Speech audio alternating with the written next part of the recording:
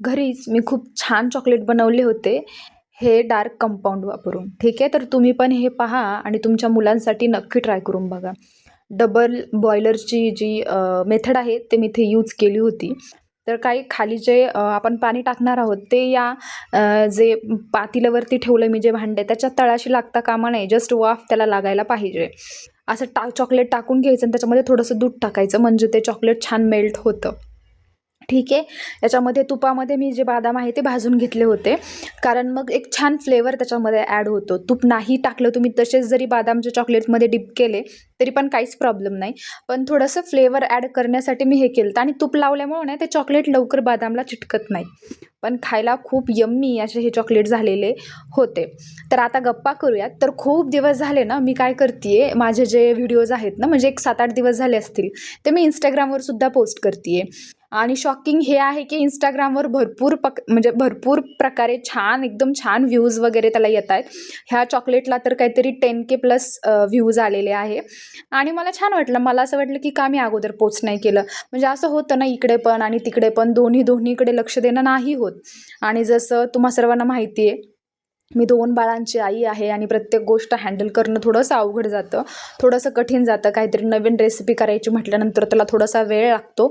पण मग जसं होतं तसं मी तुमच्या सर्वांसोबत शेअर करते. कारण मी पूर्ण मग एफर्ट्स घेऊन ती रेसिपी बनवते आणि मग ती बिघडो अगर न बिघडो, चांगली यो अगर न यो आणि रिअल जो रिव्ह्यू आहे तोच सर्वांसोबत शेअर करते.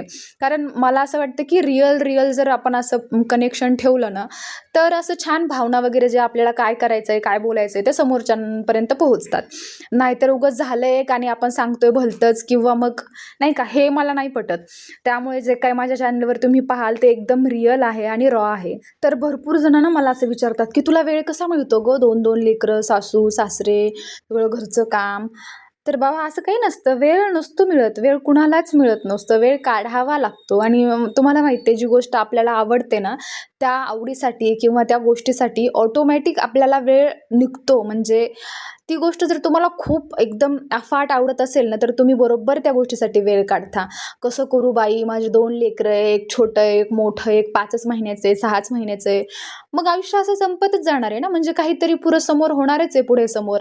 उद्या असं काहीतरी मध्येच अडथळा येईल, काहीतरी दुसरंही काम येईल. मग असं तुम्ही किती दिवस ढकलत राहणार आहे? म्हणजे मी सांगू का, मी जसं चॅनल स्टार्ट केलं त्याच्या माझं असंच आहे. म्हणजे असं नाहीये की मी कंटिन्युअसली नव्हते, पण असेच काहीतरी प्रॉब्लेम्स येतात. मध्ये मग मी प्रेग्नंट राहिले, मग मला बेबी झाला मोठा, मग परत असं, मग परत मी कॅन्सल केलं, मग परत स्कूल जॉइन केली, मग परत थोडासा ब्रेक झाला, मग परत अशा गोष्टी झाल्या ना, त्याच्यामुळे ते जे चॅनल आहे ते मागेच पडलं.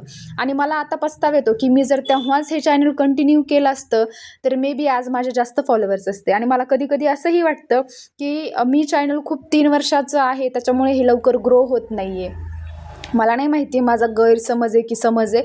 पण मला असं वाटतं कुठेतरी, कारण मी भरपूर एफर्ट्स करते. तुम्ही जर माझ्या रील्स पाहात किंवा माझे व्हिडिओज वगैरे पाहाल, तर माझी एडिटिंग वगैरे बऱ्यापैकी मी सुधारलेली आहे. तर मला तसा रिस्पॉन्स मिळत नाहीये, पण मी हार मानणार नाहीये.